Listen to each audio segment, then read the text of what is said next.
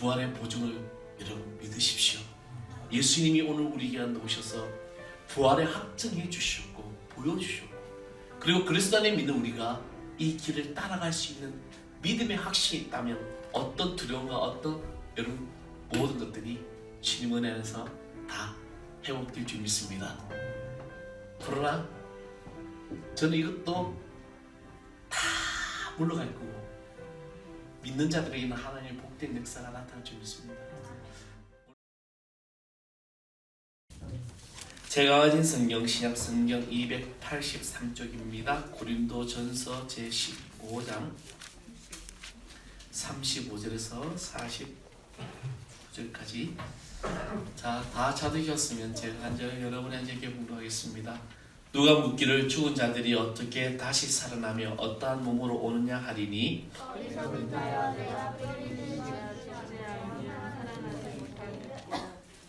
또 내가 뿌리는 것은 장래의 형체를 뿌리는 것이 아니요 다만 밀이나 다른 것의 알맹이 뿌리로되,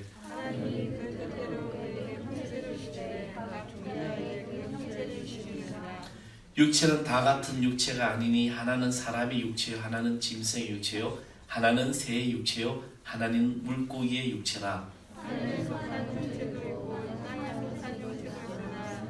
그것은 따로 있고 땅에 속한 것이 따로 있으니 해의 영광이 다르고 달의 영광이 다르며 별의 영광도 다른데 별과 별의 영광이 다르도다. 죽은 자의 부활도 그와 같으니 썩을 것으로 심고 썩지 않은 것으로 다시 살아나며 욕된 것으로 심고 영광스러운 것으로 다시 살아나며 약한 것으로 심고 강한 것으로 다시 살아나며 유의 몸으로 심고 신령한 몸으로 다시 살아나니 유의 몸이 있은즉 기록된 바 첫사람 아담은 생명이 되었다 함과 같이 마지막 아담은 살려주는 영이 되었나니, 그러나 먼저는 신령한 사람이 아니요 유대한 사람이요 아담이 신령한 사람이니라. 첫사람은 땅에서 났으니 흙에 속한 자이거니와 둘째 사람은 하늘에서 나셨느니라.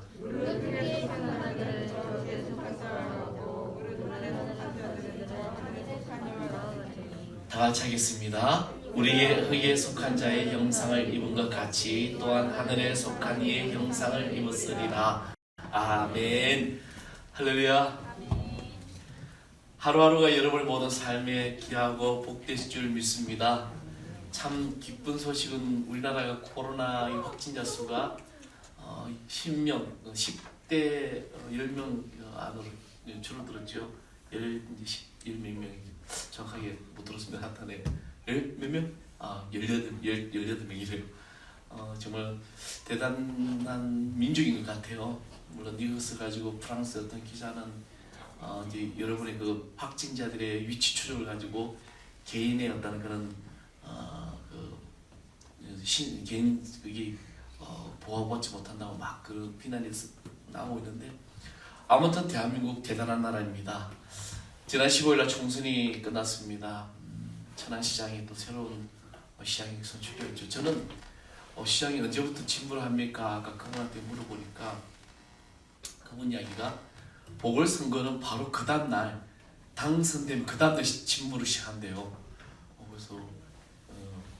그래서 15일날 당선되고 16일날 바로 업무를 하셨다고 이야기합니다.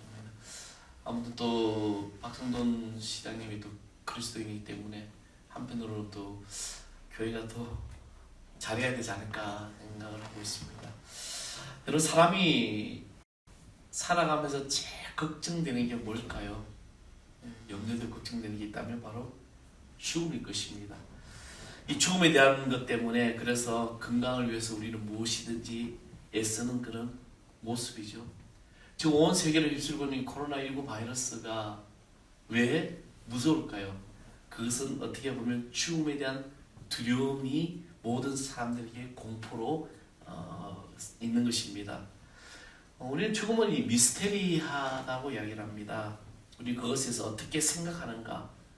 여기서 보면 욥은 죽음에 대해서 불공평하고 끔찍한 모순이라는 결론으로 말하고 있습니다. 그런데 과연 우리는 이 말에 동의를 하고 있느냐?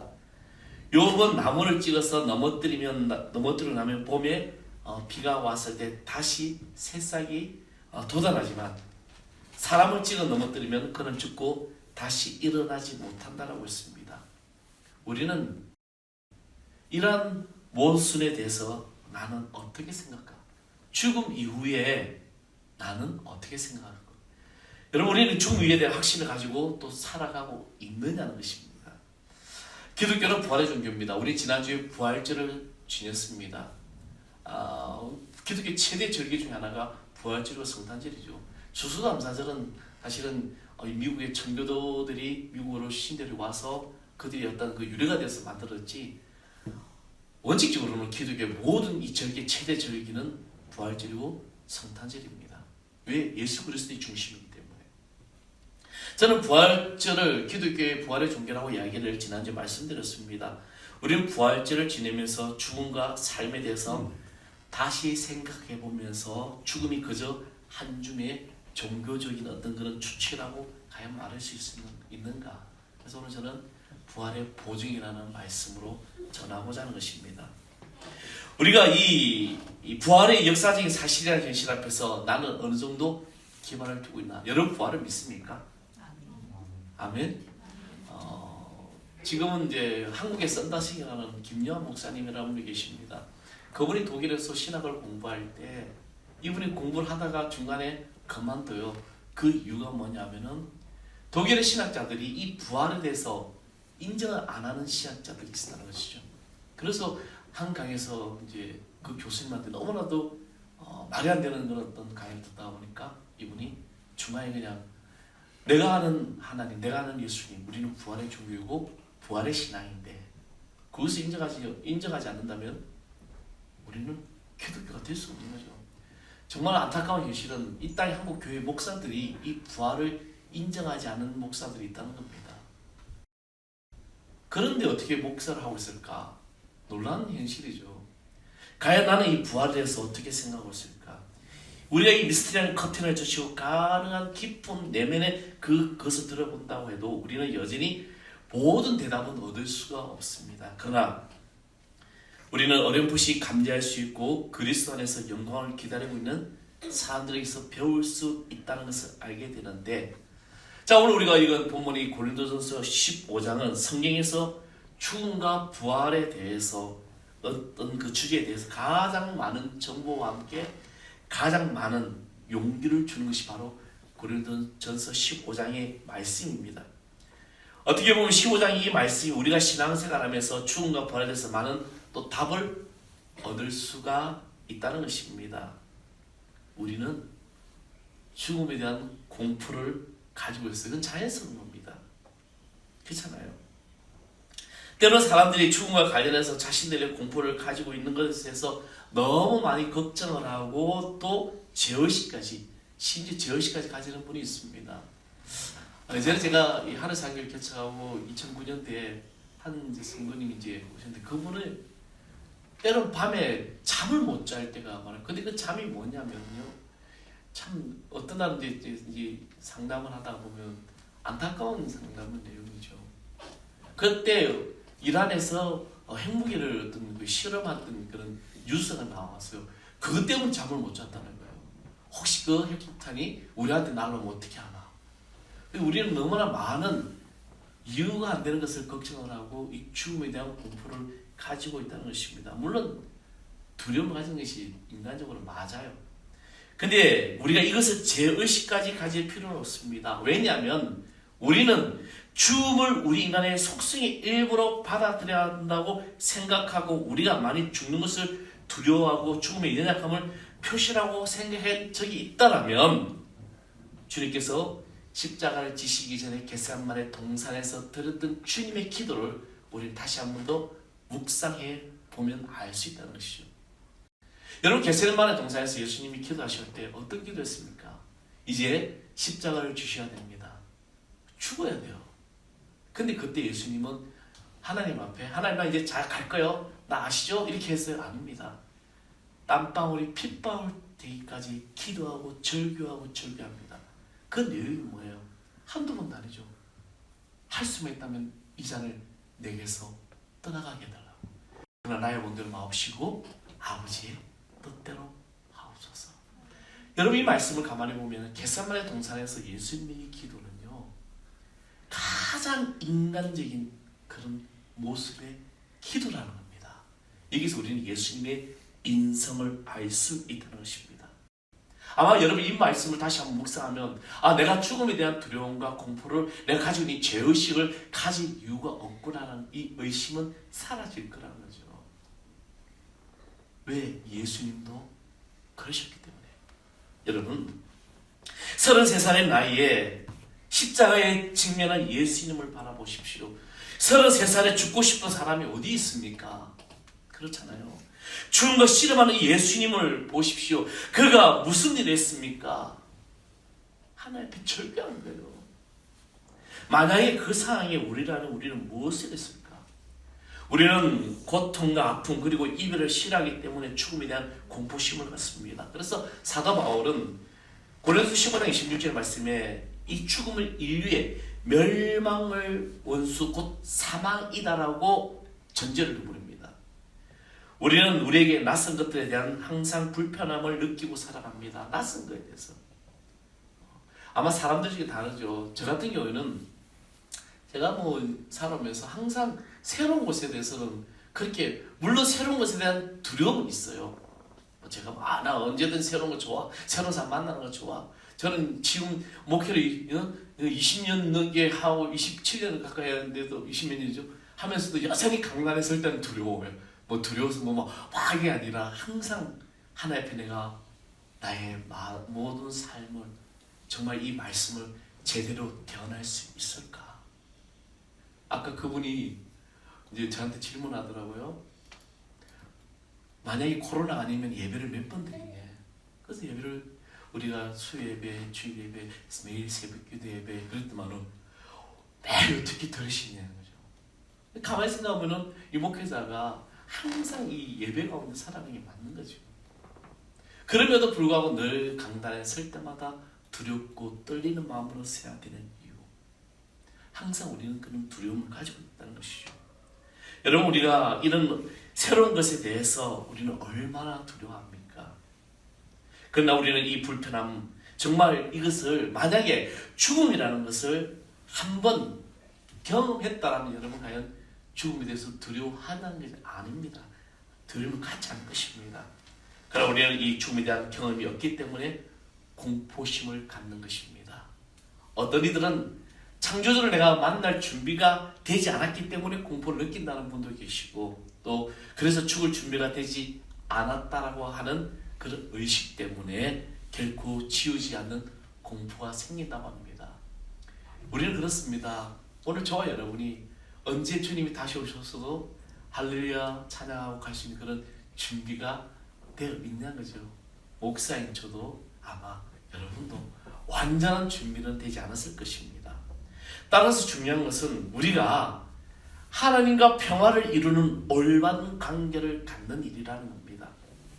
회개하고 믿음으로 그리고 신실한 그리스도인의 삶을 통해서 우리는 죽음을 두려워할 궁극적인 이유가 없다는 것을 알아가게 되고, 그리고 결국에는 그 두려움에서 진정한 자유를 누리는 겁니다. 오늘 저와 여러분이 그런 삶을 살기로 소망합니다. 죽음에 대한 공포가 자연스러운 것이라는 점을 염두에 두고 사도 바울은 고린도전서 15장 20절에 위대한 선언을 하게 됩니다. 그러나 이제 그리스도께서 죽은 자 가운데서 다시 살아 잠자는 자들의 첫 열매가 되셨도다. 할렐루야. 이것은 엄청난 선언입니다. 우리는 그리스도의 부활을 떠나서는 죽음을 이길 수 있는 소망이 없다는 겁니다. 오늘 목사님이 왜 자꾸 죽음 이야기하냐? 우리 항상 죽을 준비를 해야 돼요. 오늘 나가면서 목사님 죽을 준비하라고 하면 항상 우리는 깨어 기도해야 되고 항상 우리는 죽을 준비가 되어 있어야 된다는 겁니다. 그렇죠? 오늘 주님께서 그렇게 사도 바울은 위대한 선언을 했는데, 그리스도께서 살아 잠자는 자들의 첫 열매가 되셨도다. 이 단어의 뜻은 예수님이 죽음에서 일어난 첫 번째가 된다는 것이고, 그리고 그가 마지막이 아니라는 뜻입니다. 그런 첫 열매입니다. 예수님은 죽음과 모든 것에서 승리로 인해서 우리 그리스도인들이 그리스도 안에서 살다가 죽었던 모든 사람들과 함께 생명의 부활로 다시 새어 태어난다는 것입니다. 이것을 믿게 하는 거예요. 예수님이 부활의 첫 열매가 되셨는데 그 예수님을 믿는 우리가 믿음으로 고백하며 내가 선한 싸움을 다 싸우고 나의 달려갈 길 다 마친 후에 사도 바울의 고백처럼 다 마친 후에 우리는 그 부활의 대열에 들어선다는 것입니다. 할렐루야. 얼마나 아름다운 축복이고 얼마나 기쁜 것입니까? 그래서 우리는 부활의 주님을 믿고 내가 주님 안에서 살아갈 수 있는 하나님의 거룩한 존재라는 겁니다.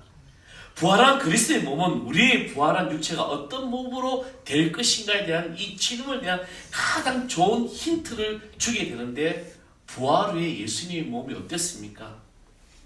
그것은 실제의 몸이었습니다.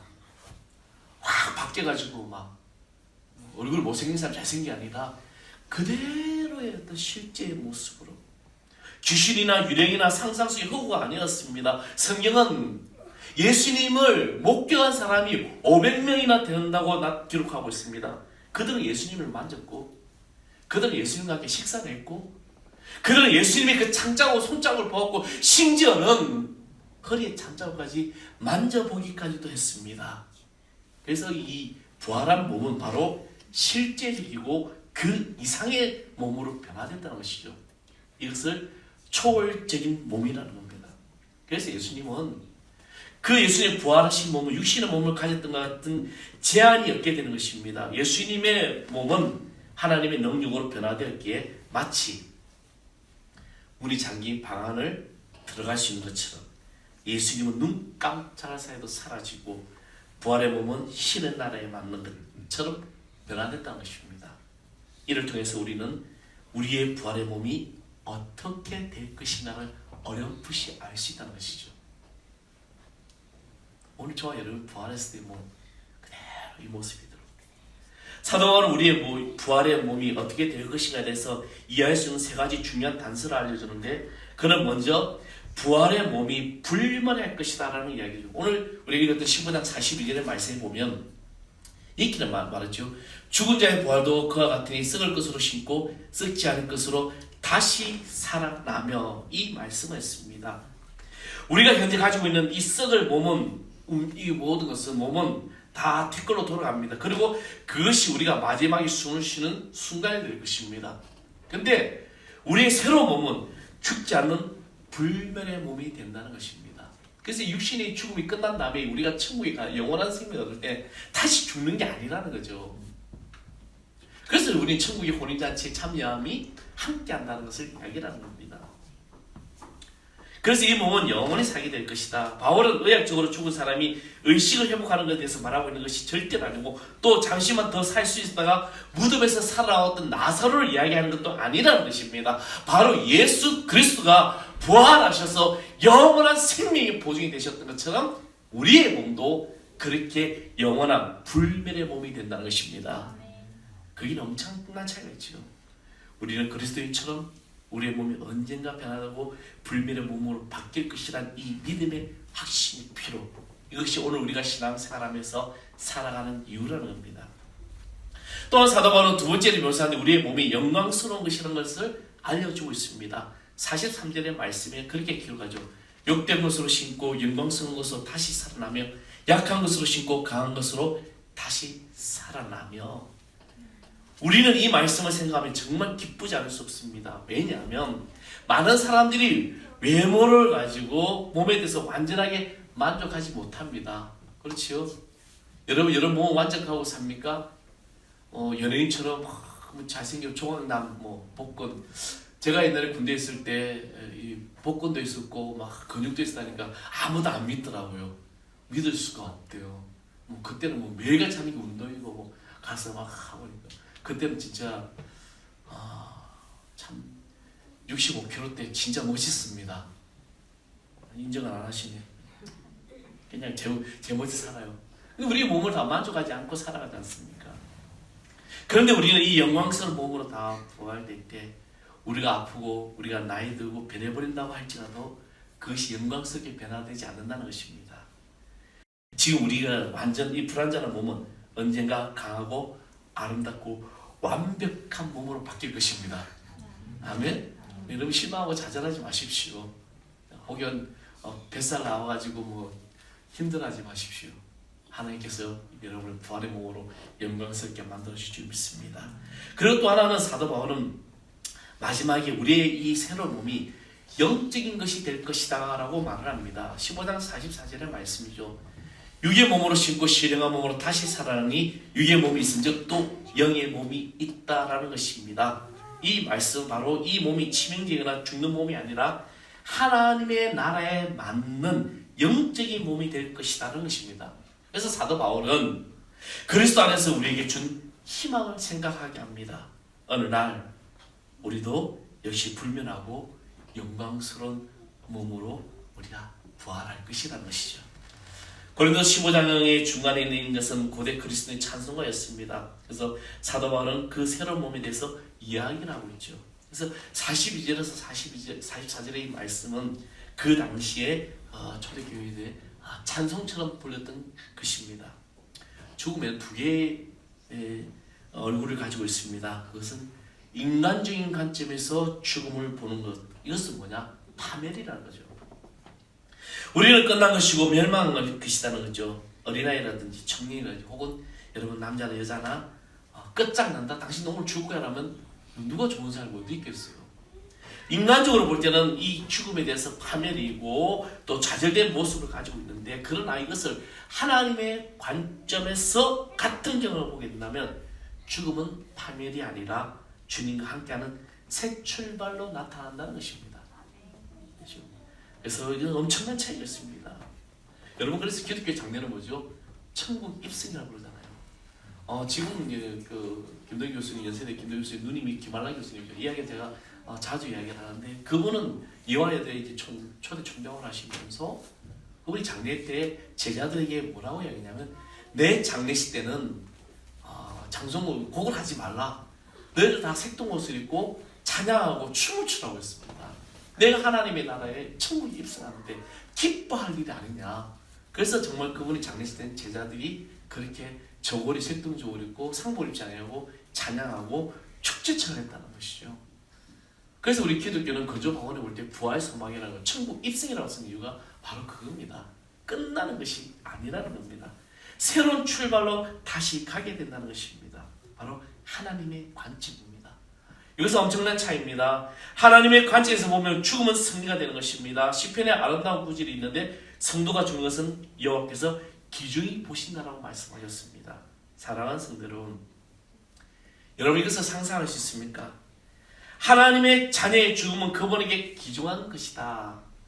왜냐하면 하나님께 있어서 죽음은 자녀들이 하나님의 집으로 돌아오는 것을 의미하기 때문입니다. 그렇잖아요. 하나님이 당신의 자녀가 이제 삶을 다 살아난 다음에 마치고 내 집에 오는 것을, 그래서 하나님이 즐거워하는 거죠. 인생의 말년에 사도 바울의 목회를 하고 있던 디모데에게 편지를 합니다.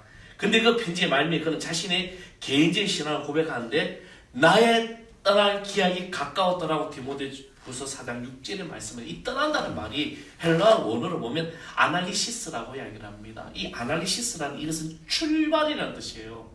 지금 사도 바울이 죽음을 가지고 순교를 하고 죽으러 가는데 나는 출발한다고 이렇게 고백을 합니다. 출발. 여러분, 지금 사도 바울은 로마시에 성 밖으로 끌려나가 참수형을 당해요. 어떻게 당합니까? 이제 저도 이제 그 로마에 갔을 때 보니까 사도 바울이 이 단두대에 목이 탁 쳐져가지고 목이 3번 튄데 그 3번 튄 곳에 아직까지 물이 있다는 거죠. 참수형을 당하러 가는데, 그런데 이 당하기 직전에 여러분 인간적으로 볼 때는 어떨까요? 그것은 파멸입니다. 근데 사도 바울은 그것을 하나님의 관점에서 보았고, 그래서 그것을 출발이라고 불렀던 것입니다. 사도 바울이 사용한 그리스 단어는 군인이 전쟁터에서 그의 막사를 긋고 집으로 향할 때 쓰는 말입니다. 이 아날리시스라는 단어가. 또 그 단어는 정박을 끝내 배에 선원이 집으로 향할 때 시작할 때 그는 쓰는 말이기도 했습니다. 아니, 여러분이 이 세상의 친구들을 좋아한다면 여러분 아직 아무것도 알지 못하는 것입니다. 여행들 가운데서 가장 달콤한 것은 집으로의 여행이에요. 여러분 장시간 여행을 쭉 마치고 나서 어떤 생각이 듭니까? 아, 이제는 집으로 가고 싶다. 제가 이제 성지순례를 가면은 어떨 때 길게는 이제 예전에 터키를 한 달 동안 간 적이 있었습니다. 터키를 이제 한 달 동안 쭉 터키 서부를 다 훑고 다닌 적이 있었어요. 근데 저도 여행을 참 좋아하는데 한 2주 정도 지나니까 이제는 집으로 가고 싶은 거예요. 물론 그곳에서 어떤 뭐 새로운 문화, 새로운 음식, 새로운 거 보고 하는 거 좋아하는데 한 2주 정도 되니까 이제 몸이 이제 집으로 원하는 거죠. 근데 여행의 가장 결정적인 최고의 여행은 집으로의 여행입니다. 어느 여행을 마치고 다 마쳤습니다. 바로 하나님의 백성된 우리가 하나님의 자녀된 여러분이 최고의 여행의 끝은 어디냐? 하나님의 나라의 집에 들어가는 겁니다. 오래전에 센트폴 성당의 목사이자 시인인 존 도노 목사님이 이렇게 말했습니다. 죽음이여 자만하지 말라. 너도 역시 죽을 것이다. 이제 우리의 삶이 부활의 보증이 됨을 믿는 삶이 되어야 될 줄 믿습니다. 여러분 상황 속에서 지금 어렵고 경제적으로 어렵습니다. 또 여러 가지 상황 속에서 힘들게 하는 건 많이 있습니다. 때로 내가 육신 아파서 질병 가운데서 여러분 어떤 상황에 우리가 부딪힐지 몰라요. 근데 이것에 대해서 내가 두려움을 가지고 죄의식을 가지고 있다면 우리는 부활의 몸으로 다시 말할 때 더 준비 덜 된 자가 됩니다. 이제 우리는 세상 그 어떤 것도 나를 알아주지 않고 힘이 들고 지금 코로나라는 이 두려움과 공포가 몰려온다고 할지라도 예수님이 사망 권세를 이기시고 부활하시고 그리고 우리에게 보증이 되어 주셨던 것을 믿고 여러분 모든 삶에 승리하시기 바랍니다. 삶에 기뻐하십시오. 왜? 지금 당장 내 눈앞에 경제적으로 잘 안 되고 여러 가지 또 상황 속에서 힘들고 몸이 아프고 너무 말 맞다나 우리 연세 있으신 목사님들은 이제는 언제 죽을지 모를 것 같아 라는 말이 있죠. 그 연세가 있고 없고의 차이가 아닙니다. 여러분 태어나는 건 순서로 태어난지 몰라도 가는 건 순서가 없어요. 항상 준비하십시오. 부활의 보증을 여러분 믿으십시오. 예수님이 오늘 우리에게 오셔서 부활에 확증해 주셨고 보여주셨고 그리고 그리스도 안에 믿는 우리가 이 길을 따라갈 수 있는 믿음의 확신이 있다면 어떤 두려움과 어떤 여러분 모든 것들이 주님 은혜 안에서 다 회복될 줄 믿습니다. 그러나 저는 이것도 다 물러갈 거고 믿는 자들에게는 하나님의 복된 역사가 나타날 줄 믿습니다. 물론 이 이야기가 잘못 나가면은 좀 요즘같이 뭐 댓글 부대들이 뭐 댓글이 어떻게 보면 좋지만 근데 코로나 바이러스가 얘기하면서 자연의 환경이 좋아지고 있대요. 얼마나 많은 사람들이 하나님께서 주신 귀한 자연을 막 썼는지 몰라요. 공기가 좋아지고 있고 관광지에 있던 그런 데가 다시 물고기가 물고기가 살지 못했던 걸 뛰어놀고 이런 일이 일어나고 있는 거죠. 아마 저는 그렇게 생각합니다. 하나님이 잠깐 숨을 이렇게 조금 인간들에게 고르시는 것 같아요. 그럴 때 우리는 이 모든 두려움 주님께서 부활하신 부활의 주인공과 함께 승리하시길 믿습니다. 우리 아까 드리던 찬양을 다시 한번 해보겠습니다. 아무것도 두려워 말라. 주 너희 하나님이 지켜주시네. 아무것도 두려워 말라. 주 나의 하나님이 지켜주시. 놀라지 말라. 놀라지 마라. 겁내지 마라. 주님 나를 지켜주시. 아무것도